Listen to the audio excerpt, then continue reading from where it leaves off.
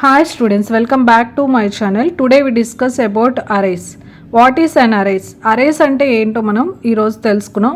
Okay, arrays అంటే ఏంటి అనేది మనము ఈజీ వేలో ఒక రియల్ లైఫ్ ఎగ్జాంపుల్ అయితే తీసుకున్నాం. ఫర్ ఎగ్జాంపుల్ లైబ్రరీ తీసుకున్నాం. లైబ్రరీలో బుక్స్ అన్నీ కూడా ఎలా ఉంటాయి, ఒక షెల్ఫ్లో ఒక స్పెసిఫిక్ ఆర్డర్లో పక్కనే ప్లేస్ చేసి ఉంటారనమాట. మనకి ఏ బుక్ ఏ పొజిషన్లో ఉంది అనేది మనం ఎలా ఫైండ్ చేయగలుగుతాం. ఇప్పుడు కంప్యూటర్ బుక్స్ అన్నీ కూడా ఒక షెల్ఫ్లో ఉంటాయి, మ్యాథ్స్ బుక్స్ అన్నీ కూడా ఒక షెల్ఫ్లో ఉంటాయి, సైన్స్ బుక్స్ అన్నీ కూడా ఒక షెల్ఫ్లో ఉంటాయి.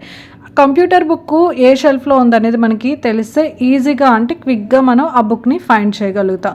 ఇక్కడ కూడా ప్రోగ్రామింగ్లో చూసుకుంటే అరేస్ అనేది మనం ఎందుకు యూజ్ చేస్తామంటే ఇండెక్స్ని యూజ్ చేసుకొని డేటాను అనేది ఎఫిషియన్స్గా యాక్సెస్ చేయడానికి, మేనేజ్ చేయడానికి డేటా స్ట్రక్చర్స్లో అరేస్ అనే దాన్ని యూజ్ చేసుకుంటాం.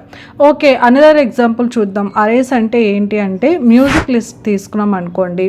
రోజు నేను మ్యూజిక్ వినాలనుకుంటున్నా, ఏదైనా ఒక సాంగ్ నాకు ఇష్టం వచ్చిన సాంగ్ నేను వినాలనుకుంటున్నా.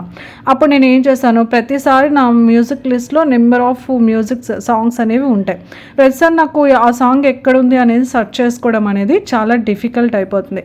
అప్పుడు నేను ఏం చేస్తాను, నాకు ఏ సాంగ్స్ అయితే నేను డైలీ వింటానో, ఎవ్రీడే నేను ఏ సాంగ్ అయితే వింటానో ఆ సాంగ్స్ అన్నీ కూడా నేను ఒక ప్లేలిస్ట్ చేసుకుంటే, నేను వినే సాంగ్స్ అన్నీ కూడా ఒక ప్లేలిస్ట్ చేసుకున్నాను అనుకోండి. నేను ఎప్పుడైతే సాంగ్ వినాలనుకుంటున్నానో నేను ఆ ప్లేలిస్ట్ క్లిక్ చేయగానే నాకు ఏ సాంగ్స్ అయితే నేను వినాలనుకుంటున్నానో ఆ సాంగ్స్ అన్నీ కూడా అక్కడ ఉంటాయి. అప్పుడు ఈజీగా నేను ఫైండ్ చేసి ఆ సాంగ్ అనేది నేను ప్లే చేసుకోవచ్చు. అంటే ఏంటి, మనకి ఇష్టం వచ్చింది కూడా మనము ఒక అరేంజ్గా అంటే ఒక ఆర్డర్లో అరేంజ్ చేసేసుకుంటాం అనమాట. అందుకోసమే మనము ఇక్కడ ప్రోగ్రామింగ్లో కూడా అరేస్ అనేదాన్ని మనం అందుకే యూజ్